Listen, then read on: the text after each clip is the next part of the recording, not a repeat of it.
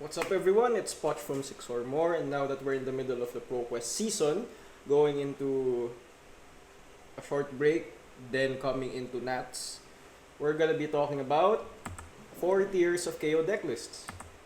So talking points would be the 4 tiers, which would be the budget, which is a slightly upgraded Armory deck. Second is my suggested upgrade path to get your Armory deck to a fully competitive list.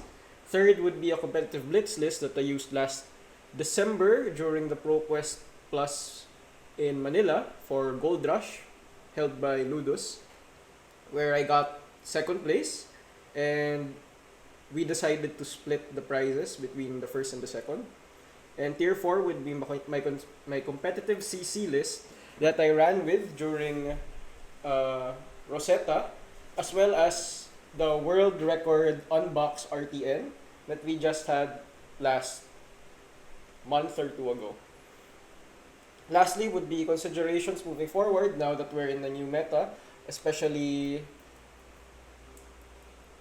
with all the LLings that will happen. As of now, Zen has already LL'd, as well as Enigma, and I'm expecting Aurora and Nu to be not so far behind once all of the LL points has settled, especially in time for Philippine Nats. So tier 1 would be the common and rare upgrades. So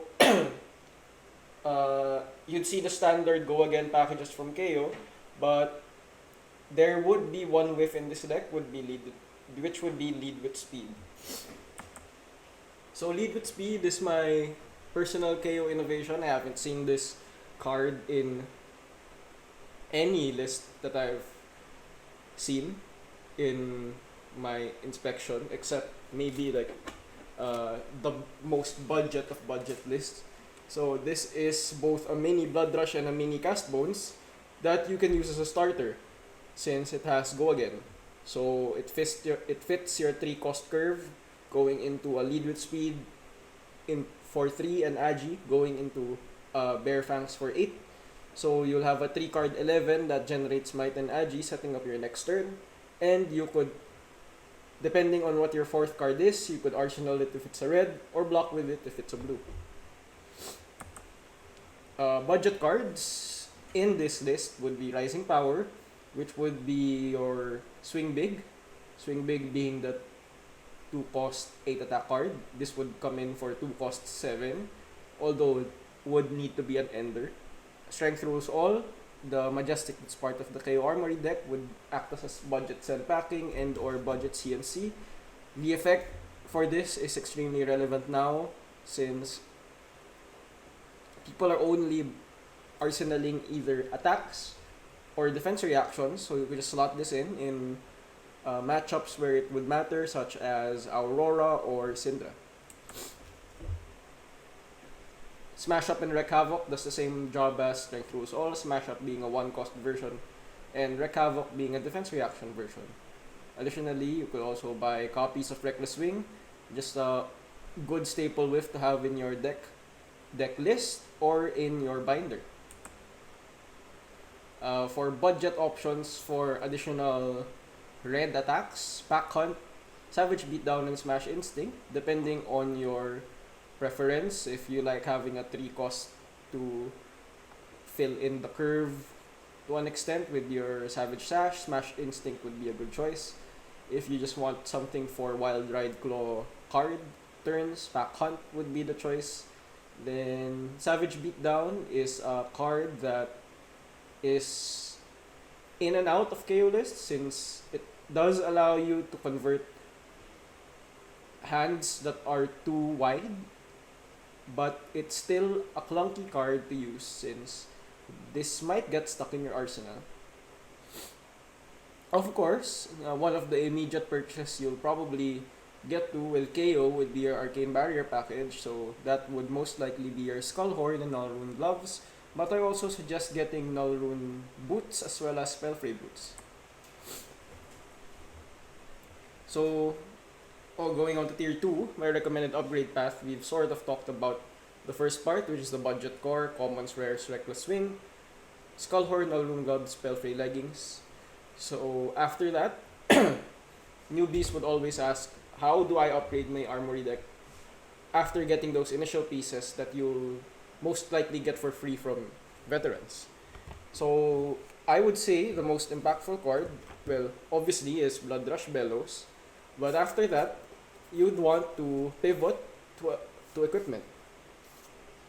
Assuming you have the budget for it, Scowling Fleshbag is one of the most powerful pieces of equipment in the game, hands down, especially against this meta wherein Aurora and Syndra, potentially Fi, are all on the table.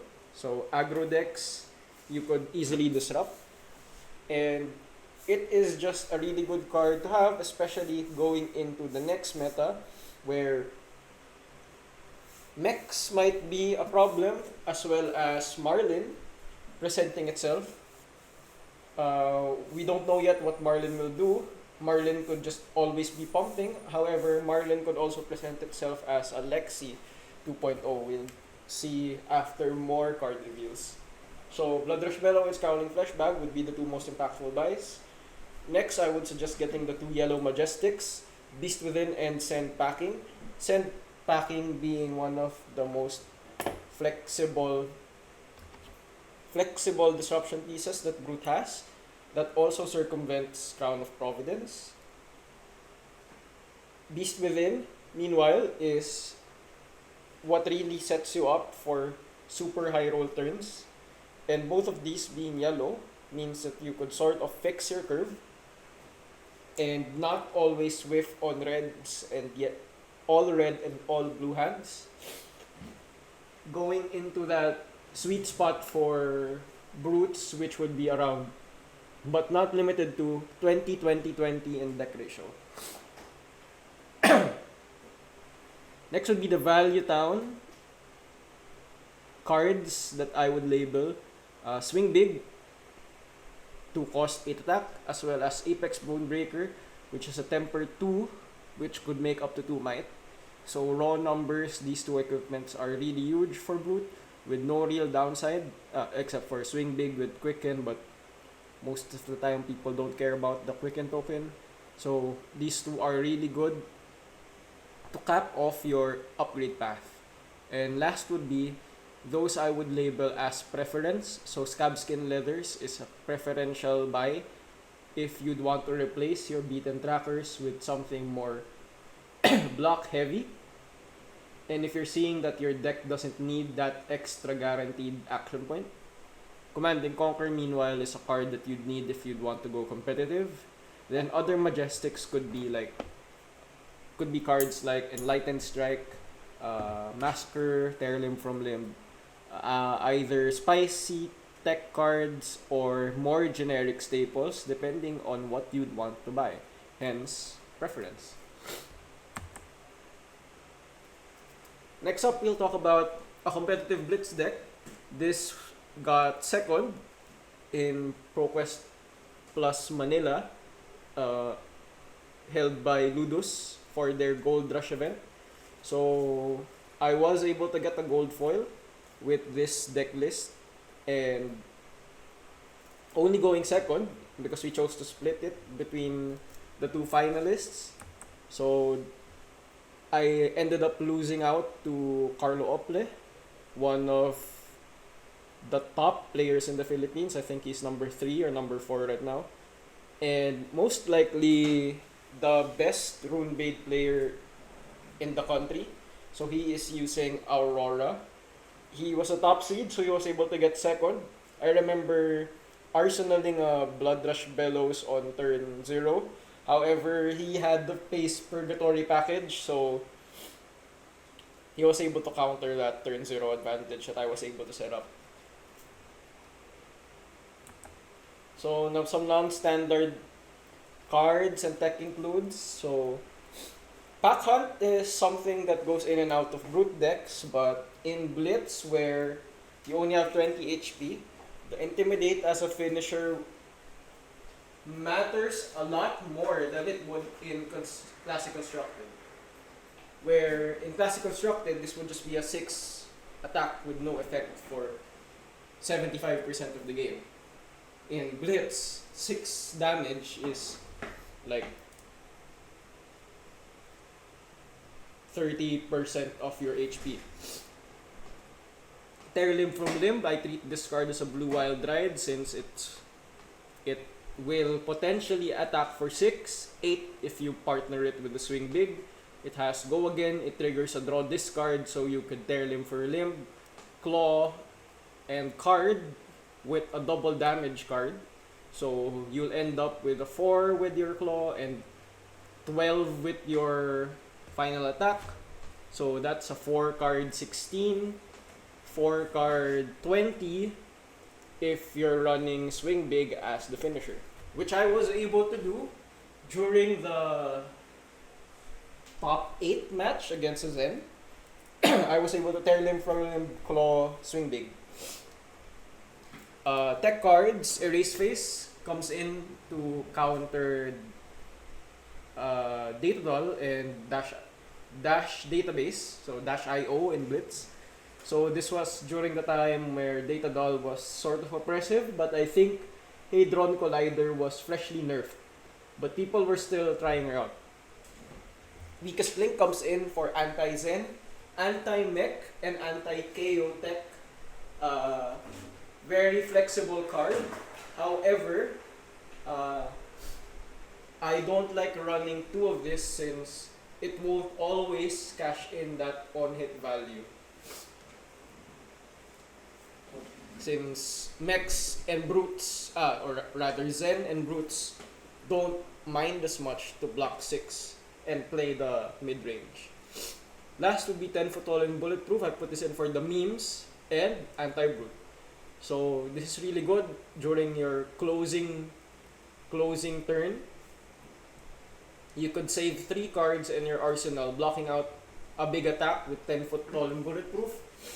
Then, if you're confident that the game is going to end on your next turn, then this is just a free block 10 with no downside. My quick sideboarding would be, if I'm going first, I'd put in the Agile Windup. If I'm going second, I'm putting in the Send Packing. For Zen and KO, I remove 1 Pack Hunt for Weakest Link. And depending on the vibes that I'm feeling, I would put in 10-foot tall over the second Pack Hunt. Versus Blaze and Verdance, of course, Clash of Might is useless, so I'm putting in the 2 yellows in. Then for my 40th card, I'm putting in 10-foot tall and bulletproof for an extra emergency finisher that you could use with your Savage Sash. Then of course, the AB3 package. I would also pop Skullhorn from time to time whenever I see Beast Within in my hand. I would just pop Skullhorn in the hopes of discarding Beast Within so I can step on the gas faster. Against Blaze, usually I pop Sash and Trackers turn 1 or turn 2, whichever is more applicable. Versus the Mechs, I remove the 2 Pack Hunts, I put in Erase Face. Then depending on what I'm feeling, usually first or second, who I'm particularly against, I'll remove a Command and Conquer and put in a copy of Weakest Link.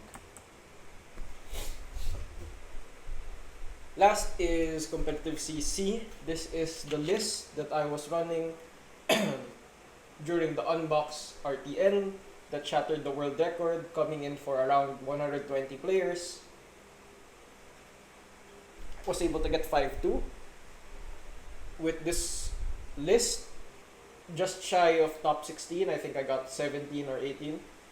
Could have gotten to 6-1, but I lost out to Dory on my potential top 8 securing round on round 6. So this is also similar to the list I was running during the Rosetta season with just a few changes. For this coming RTN season, Amnesia might not be as prevalent since it's mostly a matchup. It's mostly a tech card that I'm running since Zen, Viserai, and Vincent are the ones affected. But with Viserai and Zen out of the meta, I don't recommend still running Amnesia. So it'll depend on your local meta what sideboard pieces you'd opt to have. Non-standard and tech cards include Lead with Speed, which I've discussed earlier, as well as Tear Limb from Limb. Meanwhile, Savage Swing is a card that has found its way into Kayo lists since the past year due to the existence of New. And this is another card that New can't use. It's just a step down in all numbers from Wrecker Romp, but a card that New can't use, and it's something that you won't be too mad about arsenaling. Erase Face, of course, Anti-Mex, Anti-Syndra, Amnesia, Anti-Zen, Anti-Runechant, and No Fear, which is an anti-assassin tech, since Slippy and Mario wasn't as famous during the start of the hunting season, so Flick Knives aren't there to pop No Fear. This is primarily an anti-new card. Then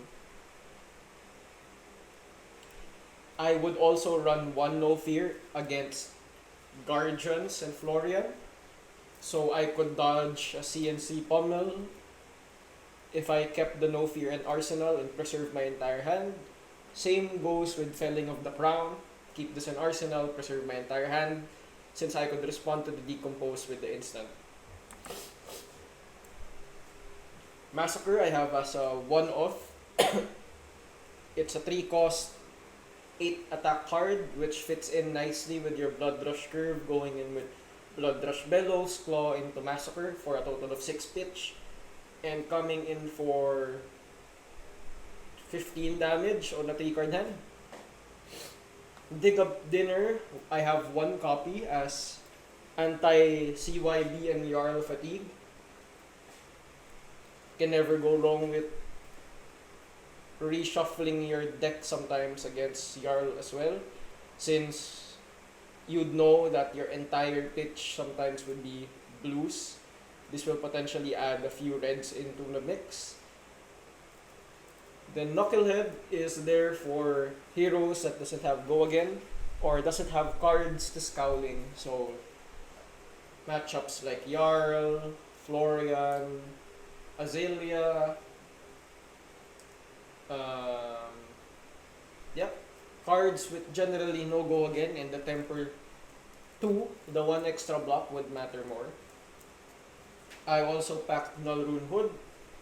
It's my AB1 of choice into Vincent. Locally, there is relatively a lot of Vincent players, so I managed to sneak this in this one piece of sideboard for that one instance that I might face a Vincent. So I chose this over the gloves since Apex Bonebreaker would get more value against a Vincent instead of a Knucklehead or instead of a Scowling. So moving forward, what are we expecting in the Nationals metagame? So Zen and Enigma are already banned. Going into LL like 6 hours ago. Nu and Aurora, I'm expecting to also LL, both being at around 700. Nu being at 744. Aurora will most likely be LLing at the end of this ProQuest season, while Nu might only get there in the middle of the first 2 weeks of Nationals. Additionally, 4 new heroes and 1 returning hero might make its way to the meta. Puffin, Gravy Bones, Marlin, Max, and Valda. So, Valda, luckily enough, isn't part of the Nationals metagame, presumably, because most of Valda's support cards is coming during the Guardian Mastery set, which will only come after National season. However, the existence of Valda presents one bad matchup for Kayo, even worse than Riptide, since Riptide, being your current worst matchup, is still a doable matchup. Now, Valda just hard counters you, since every time you do a draw discard, you just keep giving her Seismic Surge tokens. Puffin, Gravy Bones, Marlin, and Max present you a slower meta, but a meta that isn't reliant on fatigue. It's a meta that has a cycle of setup and payoff. So Puffin would need to set up her cogs so she could get her payoff of 5 intellect and maybe even 6 intellect turns. Gravy Bones would need to set up his graveyard to get the payoff of being able to use those graveyard cards like a Levia would for additional intellect. Marlin would like to set up her gold tokens such that she would always be ready with an attack that she could pump with the Goldfin Harpoon. However, it seems like big attack Marlin is also in the horizon. And lastly, Max. Max would like to set up his hyperdrivers so he could go crazy into his most likely moonshots and going infinite with his clamp press maxi. So slower meta definitely compared to the Aurora Viserai Syndra meta that we had in the beginning of this year. However, it's also not something like super defense reacts heavy like Jarl or Florian. So it might present as the perfect breeding grounds for Kayo to thrive.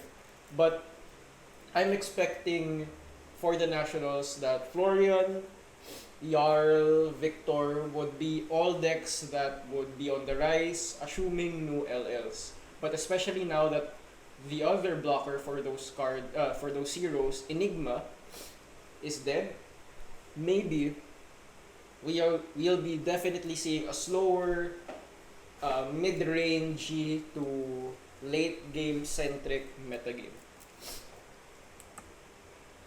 And with that, that's 4 tiers of Kayo Decklists as well as some initial outlook for the national season. So I hope you enjoyed the video. Like and subscribe if you do. And this is Poch from 6 or More.